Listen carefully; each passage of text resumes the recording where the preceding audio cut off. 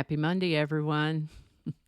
I've already had a couple of false starts this morning, but I think we have all the do not disturbs clicked. So let's find out about a couple things that happened on August 26th in the past. You ready? Here we go.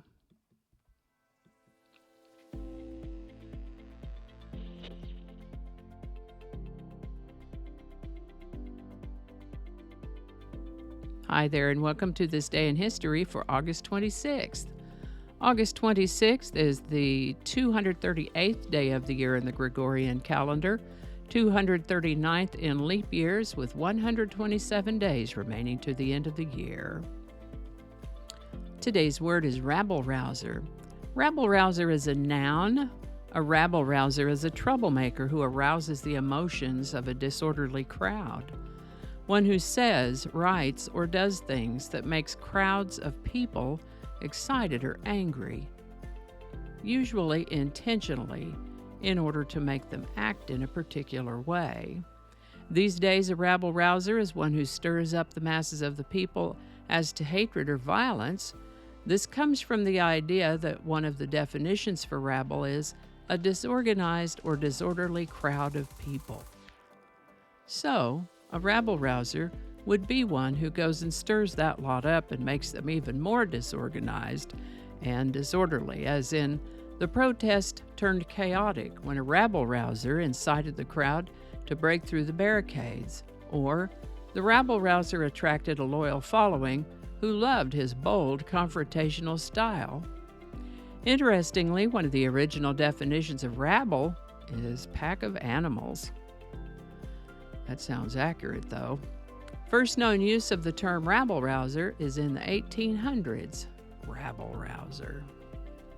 Rabble-rouser was suggested by one of my YouTube viewers, Rob KYLD. Thanks, Rob. And if you have a word you'd like us to examine in this Word of the Day segment, drop it in the comments. We'll get it on the list. And with that, on August 26, 1930, a man named Philo T. Farnsworth was granted a patent for an electronic television receiving system. He was a prolific inventor, by the way, and held some 300 U.S. patents, mostly for technology inventions related to things like radar, infrared night vision devices, baby incubators, and astronomical telescopes, just to name a few. We will certainly be talking about Mr. Farnsworth when his birthday rolls around next year. I've already got him in the calendar. The development of various technologies that would ultimately play a part in becoming television had been in the works since as early as the 1840s, if you can believe it. As we saw in the previous item, Mr. Farnsworth acquired a patent for his television receiving system in 1930. The world's first television station was started in Schenectady, New York in 1928, broadcasting from the General Electric facility. Its call sign was W2XCW, but it was more popularly known as WGY Television, now WRGB.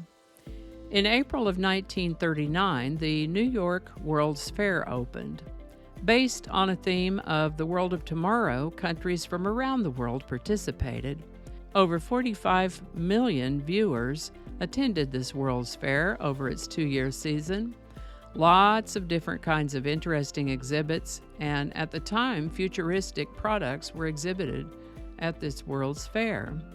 What we want to talk about today, though, is the television demonstrations, one in particular, and that is the first televised Major League Baseball game. Televised by the aforementioned station, W2XCW, more popularly known as WGY Television, one could watch as announcer Red Barber called the game between the Cincinnati Reds and the Brooklyn Dodgers that was taking place live at Ebbets Field over in Brooklyn, New York. Organizers felt this would capture visitors' attention and imagination, and they weren't wrong. This was the perfect event to showcase the potential of television. Granted, regular programming didn't exist yet, and very few people owned televisions yet, but think of the possibilities. And so it is that on August 26, 1939, that we see the world's first televised baseball game. There were only 2 stationary camera angles, and image resolution was far inferior to what we're accustomed to today. Swinging bats looked like paper fans, and the ball was nearly impossible to make out. But holy cow, how exciting! The potential of watching baseball on television. Club owners were wary at first, fearing that being able to watch games on TV would cause attendance to drop, but they soon recognized the potential of reaching a wider audience, other sales opportunities, and advertising dollars. Exciting times indeed. Development of television would be interrupted by the Second World War, but after that, she took right off. Technology behind television has done nothing but continue to improve since then, and televised sports is a multi-billion-dollar industry. We're going to keep it short today, and if you can't believe I didn't mention the 19th Amendment or Mother Teresa or Queen Victoria's husband, Prince Albert, I'll be happy to refer you to last year's episode where I did talk about those things and some other. In addition, we have a playlist of episodes for this day in history, as well as a playlist of single subjects called How About That? And words of the day in a playlist called There's a Word for That. And I'll leave links to those playlists for you in the description. Today's song is Lovesick Blues. It's been recorded and performed by a bunch of artists, and I mean a bunch. It's a Tin Pan Alley song originally written over 100 years ago by Cliff Friend and Irving Mills. We first see it in a 1922 musical called Oh, Ernest, and it was recorded for the first time later that same year. Subsequent recordings by Emmett Miller in 1925 and 1928 and Rex Griffin in 1939 inspired Hank Williams to perform the song at a live event. It was well received there, so he decided to record it and released it in February of 1949.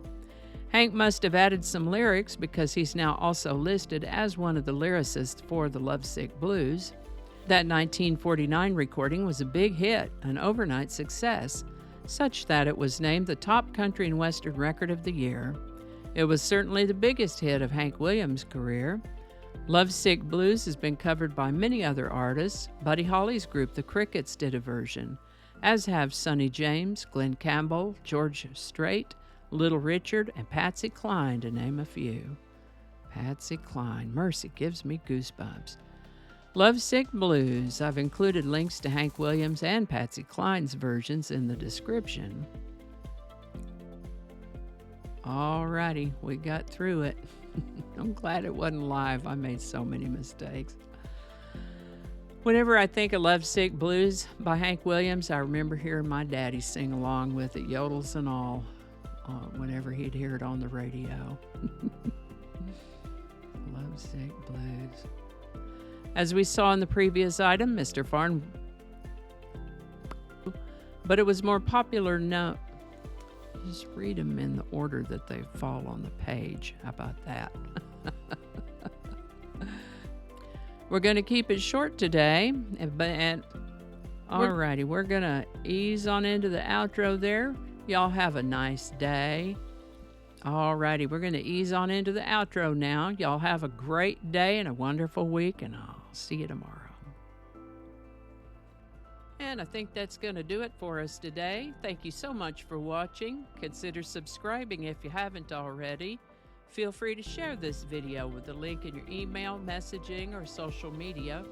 If you enjoy this series, you can check out the playlist that contains these videos. I'll put a link to that in the description. That description lives on YouTube, so for other platforms, I'll include a link to my blog page called No Really. And you can also find me on Rumble, BitChute, and Odyssey. All those links in that description. Alrighty, that's all I can think of right now. Thanks again, and I'll see you next time. Alrighty, back to work. I think we got it this time.